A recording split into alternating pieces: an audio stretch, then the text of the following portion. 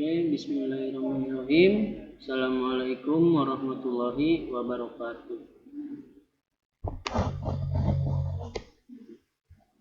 Selamat pagi buat kalian semua. Semoga tetap semangat dan selalu sehat untuk menjalani aktivitas, selalu bersemangat ya untuk hari ini. Untuk hari ini kalian bertemu saya di mata pelajaran pemrograman dasar kelas 10.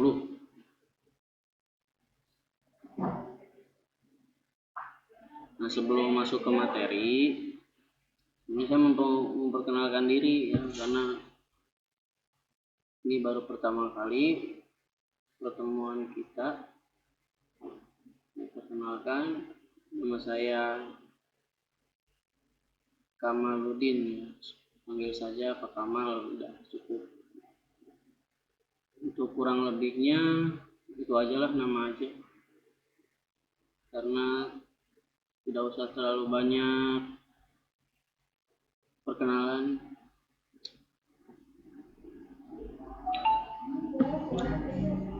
Untuk materinya, untuk pemrograman dasar, sebelum itu saya jelasin dulu untuk teknis pembelajaran selama 2 semester ke depan ya. Nah, jadi selama BDR berlangsung atau belajar dari rumah ya, belajar jarak jauh, itu setiap kali pertemuan saya akan mengasihkan tugas di LKS ya. Nanti saya kasih linknya, kemudian kalian isi lembar kerja siswa. Nah, itu setiap minggu ya, setiap kali pertemuan pasti ada rangkuman, tugasnya berbentuk rangkuman. Nah, jadi sebelum memulai ke materi, lebih baik disiapkan alat tulisnya ya. Oke, saya anggap sudah disiapkan alat tulisnya. Sekarang kita masuk ke materi. Oh, maaf.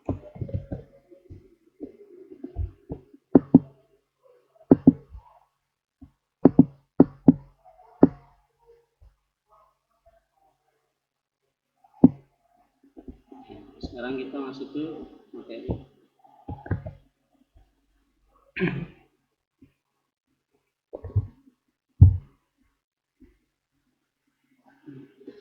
Ya, jadi untuk materi pelajaran yang saya ampu itu adalah pemrograman dasar. Nah, jadi dari judulnya juga sudah ketahuan ya, pemrograman. Jadi di sini kita membuat sebuah program atau sebuah software ya, aplikasi. Cara pembuatannya bagaimana, kita nanti akan kita pelajari. Nah, sebelum masuk ke pemrograman, kita itu harus mengenal atau mengetahui yang namanya algoritma. Apa sih algoritma itu ya? Nah, di sini algoritma dasar atau algoritma pemrograman komputer. Nah, di sini dikatakan bahwa algoritma pemrograman komputer itu adalah urutan langkah-langkah secara sistematis dan logis dalam menyelesaikan permasalahan. Jadi di sini dikatakan ya, urutan langkah-langkah yang sistematis. Sistematis itu apa? Berurutan ya.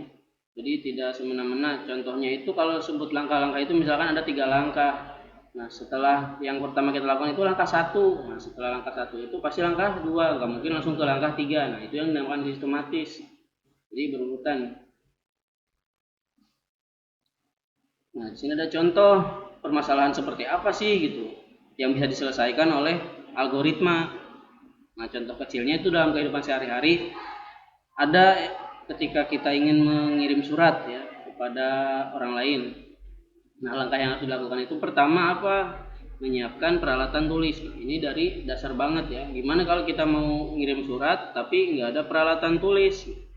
Jadi gini, harus kita perhatikan. Yang pertama itu bahan-bahan berarti ya, peralatan tulis. Nah, kemudian proses ya. Pertama bahan-bahan, kemudian prosesnya apa? Itu menulis surat, itu sebuah pekerjaan. Jadi kita namakan itu proses.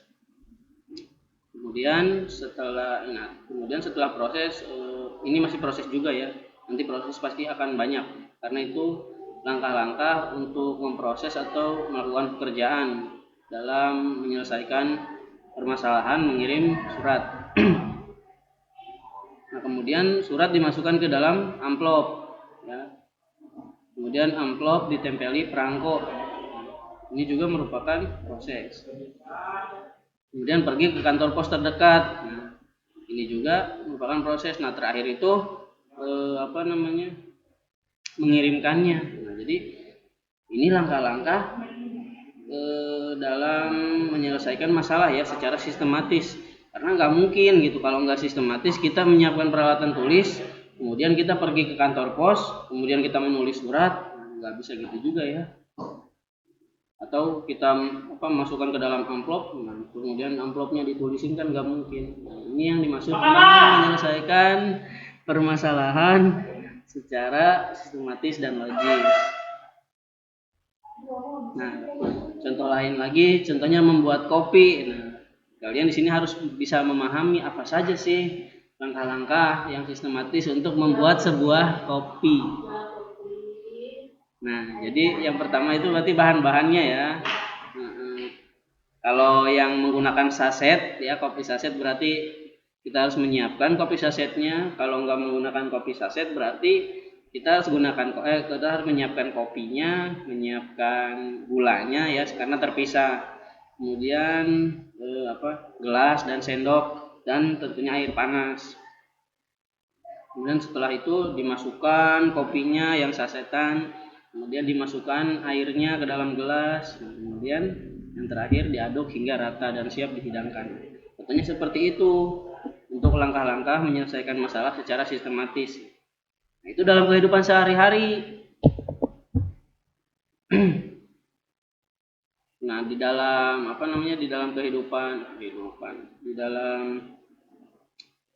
permasalahan banyak gitu kan, yang namanya permasalahan pasti banyak gitu dalam kehidupan sehari-hari maupun dalam dunia dunia belajar gitu kan ya, di dunia kerja itu banyak. Nah, nanti dari permasalahan tersebut kita pecahkan atau kita buatkan algoritma untuk memecahkan permasalahan tersebut. Nah, lanjut lagi ke struktur ya, struktur dalam algoritma pemrograman dasar atau pemrograman komputer. Nah, jadi di algoritma ini penyajiannya ada dua.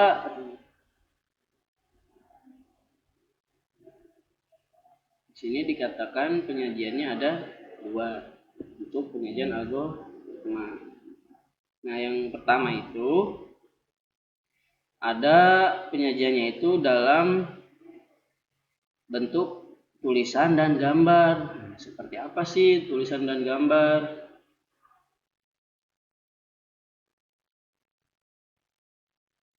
Nah, jadi ada yang pertama itu tulisan, yang kedua itu gambar. Nah, yang ditulis dengan tulisan itu yang itu bisa dinamakan pseudocode ya. Pseudocode ya. Itu pseudocode. Nah, pseudocode di sini yaitu tulisan struktur bahasa tertentu. Nah, misalnya bahasa Inggris atau bahasa Indonesia adalah yang kode yang mirip dengan kode pemrograman yang sebenarnya seperti Pascal ya.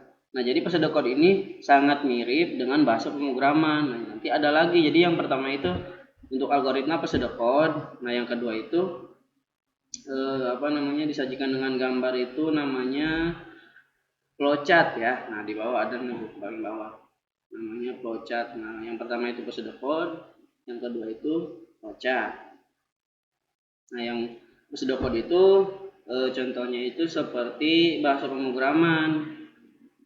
Nah, nanti kita pelajari lagi, sekalian kita contohkan. Ini hanya istilahnya pengenalan saja ya. Untuk pseudocode itu apa, kemudian flowchart itu seperti apa. Jadi untuk pseudocode itu dia berbentuknya tulisan ya, teks ya, huruf demi huruf, kata demi kata, kalimat demi kalimat. Nah, kalau flowchart itu dia penyajiannya secara gambar. Nanti kita lihat contohnya ya untuk flowchart dan pseudocode-nya. Nah, di sini sudah ada contohnya untuk flowchart.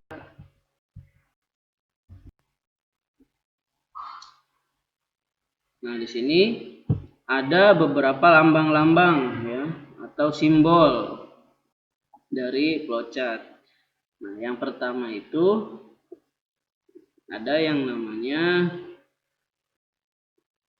proses ya. Proses. Nah, ini itu yang pertama tuh ya, yang paling atas itu simbol untuk ini salah ya. Kita lihat lagi yang atas, yang itu salah. Nah, yang ini untuk keterangan, lihat ya, yang paling atas itu keterangan mulai atau selesai. Nah, itu nama dari lambangnya itu adalah terminator. Nah, bentuknya seperti yang kalian lihat ya. Jadi kalau yang tadi itu kan mirip seperti persegi panjang ya, cuman dia nggak ada siku-sikunya. Nah, jadi itu berbentuknya oval ya kalau untuk terminator sendiri. Nah, kurang lebihnya seperti ini. Kalau yang tadi memang mirip, cuman kurang tepat ya. Nah, fungsinya itu dia digunakan itu untuk selesai dan untuk mulai dan selesai. Untuk mulai itu seperti apa? Contohnya sebelum kita menyiapkan bahan-bahan itu, dia pasti ada gitu lambang ini, yaitu untuk start. Nah, kemudian setelah itu ada yang namanya aliran data. Nah, ini ya aliran data. Dia berbentuknya panah ya lambangnya. Jadi untuk menunjukkan langkah selanjutnya itu kemana, kemudian langkah selanjutnya itu apa. Nah, itu menggunakan tanda panah ini atau aliran data. Nah, kemudian input atau output. Nah, di sini berbentuknya jajar genjang ya, jajar genjang ini. Kemudian, nah di sini untuk jajar genjang, untuk fungsinya itu sebagai input dan output. Nah, input itu seperti apa? Input itu seperti contohnya apa? Masukkan kopi atau masukkan surat ke dalam amplop. Nah, itu merupakan sebuah inputan ya. Jadi ada sesuatu yang dimasukkan gitu, di input. Kemudian proses. Nah, proses di sini sih yang saya katakan tadi ya. Contohnya apa? Contohnya itu menulis surat. Nah, itu merupakan sebuah proses. Kemudian mengantarkan surat ke kantor pos. Itu merupakan sebuah proses. Kemudian kalau dalam kopi berarti aduk kopi hingga rata. Nah, itu merupakan sebuah proses. Nah, lambangnya pun seperti ini, persegi panjang, jangan ada siku-sikunya. Kemudian di sini percabangan atau decision. Nah, decision atau percabangan di sini. Jadi di sini merupakan sebuah kalau kita analogikan ke jalan raya itu ya, jalan itu ini pertigaan ya atau simpang tiga. Bisa dipahami tidak ya sampai sini? Nah, jadi nanti itu misalkan ya untuk masukan itu di atas sini ya, di atas, kemudian arah panahnya itu ke sini. Sudah masuk ke sini itu ada percabangan ya, ada yang ke kiri, ada yang ke kanan.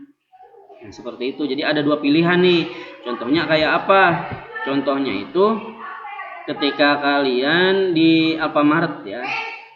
Di Alfamart. Nah, di Alfamart itu kan kasir pasti ketika kalian menghadapi atau berada di kasir pasti akan menawarkan apa?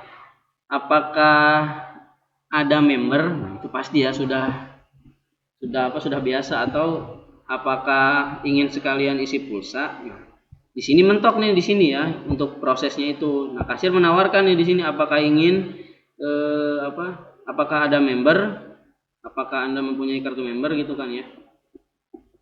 Nah, kemudian masuk ke sini percabangan. Nah, di sini kalian menjawab apakah iya saya punya, yaitu ke kiri, ataukah iya saya tidak punya, itu ke kanan. Jadi ada dua pilihan. Nah, di sini decision itu merupakan percabangan ya atau ada dua kondisi di mana ya dan tidak, atau punya dan tidak punya. Nah, seperti itu.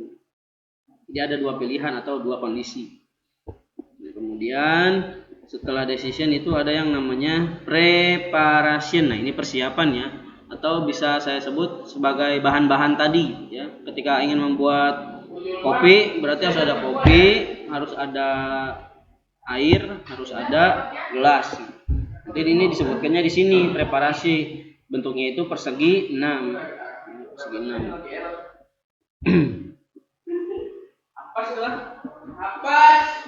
Kemudian di sini untuk prosedur atau fungsi. Nah, jadi di sini prosedur dan fungsi nanti kita jelaskan ya, karena nggak bakal cukup. Nah, kemudian ada konektor. Konektor itu di halaman yang sama untuk yang bulat seperti ini ya. Konektor itu apa, Pak? Gimana jelasinnya? Nah, jadi di halaman yang sama. Nah, contohnya ketika gini ya. Di sini untuk memulai misalkan ada simbol terminator, kemudian ada input, output, kemudian ada proses. Nah, kemudian ada output. Nah, di sini itu nggak apa, masih banyak nih proses yang harus disebutkan gitu, nggak muat. Nah, jadi kita menggunakan konektor di sini. Ditaruh di sini konektor A. Nah, kemudian di atas ada lagi satu lagi konektor A berarti ya. Jadi fungsinya untuk menghubungkan alur yang terpotong gitu, atau yang areanya tidak cukup gitu kan ya, yang luas ya. Nah, jadi digunakan untuk konektor, yaitu penghubung antar flowchart ya, tapi di halaman yang sama. Nah, sedangkan satunya lagi yang object konektor itu di halaman lain. Nah, jadi ada dua halaman, itu saking besarnya flowchart atau algoritma yang dibuat. Nah, makanya dia menggunakan beberapa halaman. Jadi untuk mengetahuinya ini setelah langkah ini kok gimana gitu kan. Nah, kita tinggal cari aja yang bentuknya sama dengan konektor yang terakhir gitu. Ya, bisa dipahami ya. Nah, ini simbol-simbolnya sudah saya tadi jelaskan ya.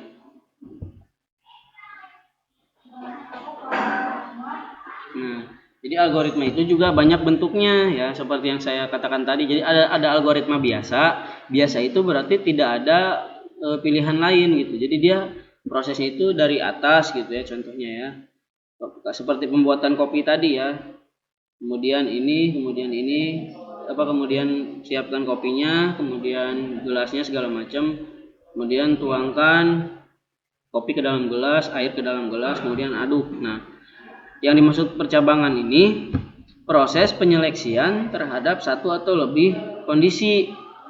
Ya, jadi ada seperti yang saya sebutkan tadi, ada kondisi 1 dan kondisi 2 untuk menentukan keputusan terhadap aksi yang akan dilakukan tersebut sebagai logika percabangan. Nah, jadi seperti yang saya katakan tadi ya. Jadi ketika kalian ditanya oleh kasir Alfa, apakah mau isi pulsa sekalian gitu, kalian jawab ya. Kalau kalian jawab ya, otomatis kalian akan dipinta nomor handphone ya untuk dimasukkan pulsanya dan nominalnya berapa.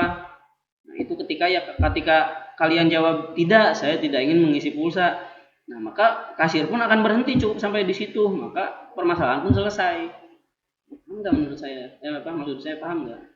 Jadi yang pertama itu pilihannya itu apakah Anda ingin mengisi pulsa gitu kan.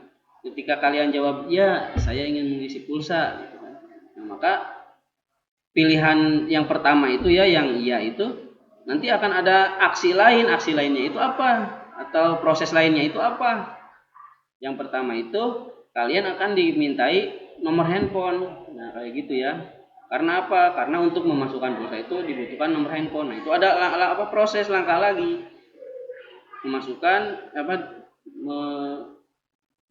nomor handphone. Nah, setelah mengasihkan nomor handphone, menyebutkan berapa nominal pulsa yang akan kalian beli. Nah, setelah itu baru diselesaikan ya. Setelah itu pulsanya masuk. Nah, kemudian pilihan yang kedua itu jika tidak saya tidak ingin mengisi, tidak ingin membeli pulsa, maka proses pun selesai. Kalian tidak akan diminta untuk menyebutkan nomor handphone. Seperti itu. Jadi ada dua pilihan. Kemudian ada yang namanya struktur percabangan.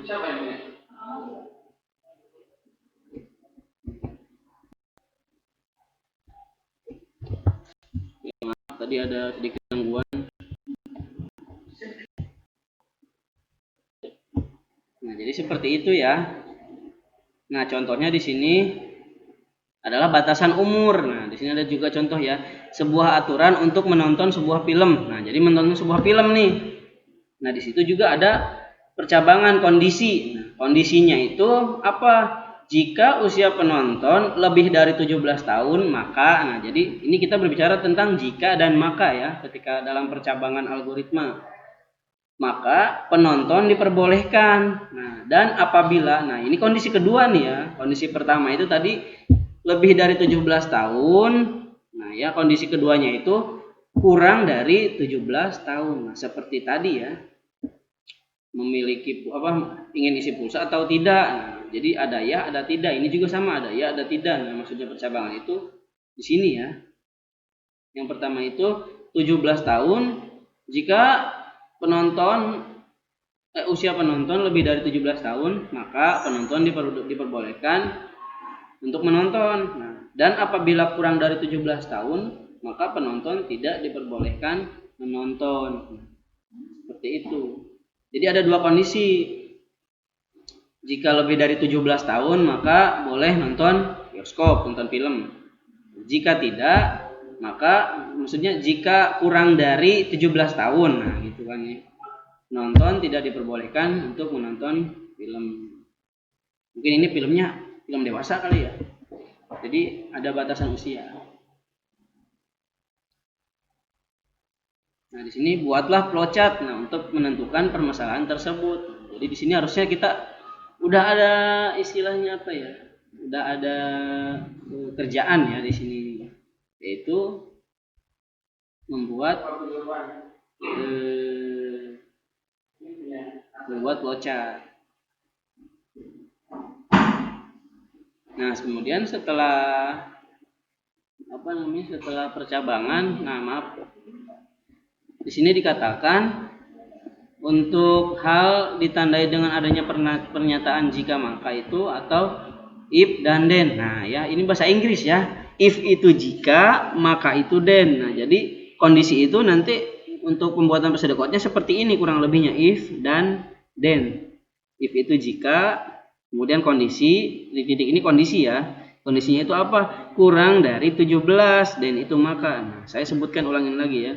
Jika penonton lebih dari 17 tahun, maka berarti kalau dituangkan ke dalam pseudocode atau bahasa algoritma itu if penonton lebih dari 17 tahun then, seperti ini ya. Kita udah kayak belajar bahasa Inggris aja ini. Padahal ini belajar bahasa pemrograman. Oke, itu speak aja ya.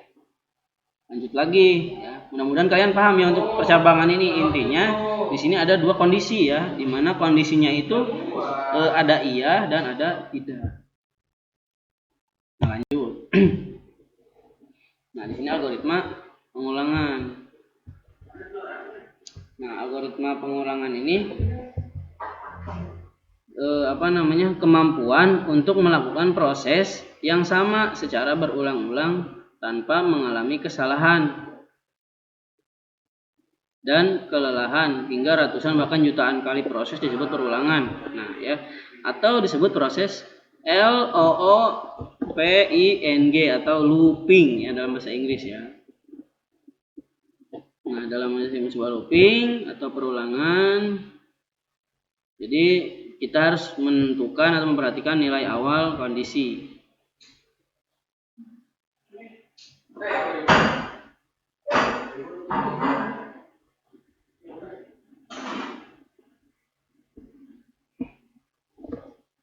Nah, kemudian untuk yang pertama itu tadi kita sebutnya nilai awal ya. Yang harus kita perhatikan itu kondisi perulangan. Nah, kemudian ada yang namanya bagian inisialisasi Inisialisasi. Nah, ini maaf salah ya, tipe ya. itu digunakan untuk memberi nilai atau value ya, nilai awal sebuah variabel. Kemudian ada yang namanya terminasi. Jadi ada inisialisasi dan terminasi. Terminasi itu instruksi yang dilakukan setelah perulangan selesai dilaksanakan. Nah, di sini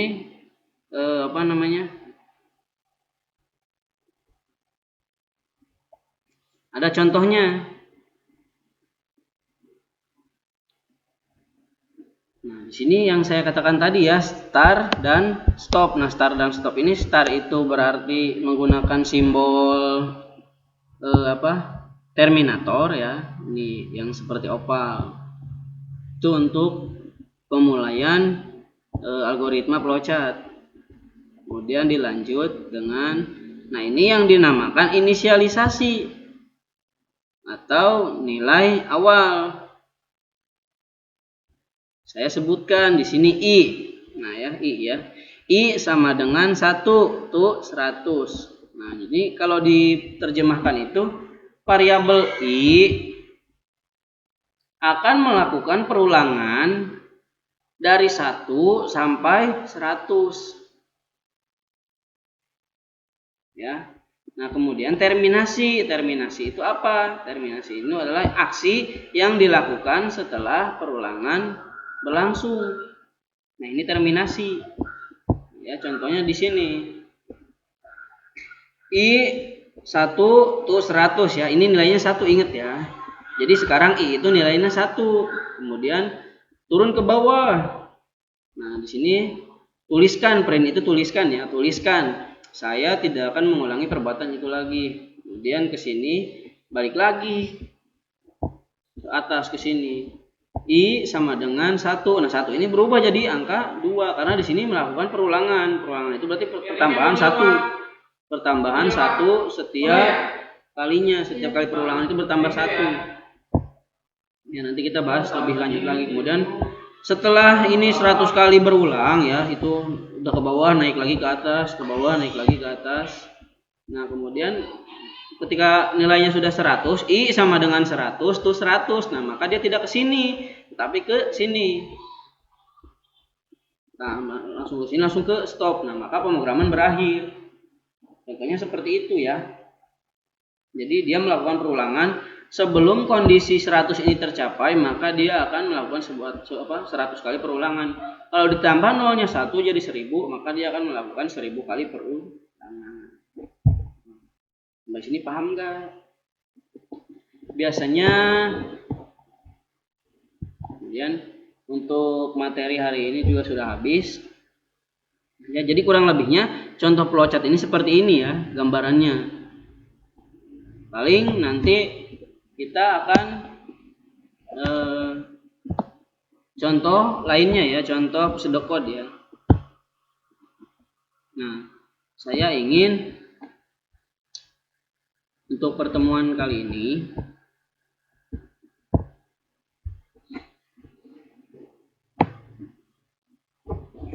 kalian bisa memahami konsep apa itu algoritma dan apa itu flowchart ya. Nah, sekali lagi saya ingatkan karena materinya udah habis. Habis ini isi absen dulu ya, nanti dikasih link di share linknya untuk absen. Nah, setelah link absen diisi, kalian tonton video ini sampai dengan selesai, kemudian kalian rangkum apa saja yang sudah saya jelaskan. Nah, setelah itu kalian isi lembar kerja siswa. Nah, nanti di Google Form nanti saya share linknya ke kalian. Nah, di situ kalian rangkum tulis manual ya, tulis lagi rangkuman yang sudah kalian rangkum atau kalian catat dari awal. Mungkin itu aja. Kalau ada yang mau ditanyakan atau tidak paham, itu bisa chat di grup WA yang sudah saya buat. Nah, dan juga minta tolong bagi teman-temannya yang belum masuk, disuruh masuk aja ya ke situ. Untuk hari ini saya cukupkan, kurang lebihnya mohon maaf. Billahi taufiq wal hidayah. Wassalamualaikum warahmatullahi wabarakatuh.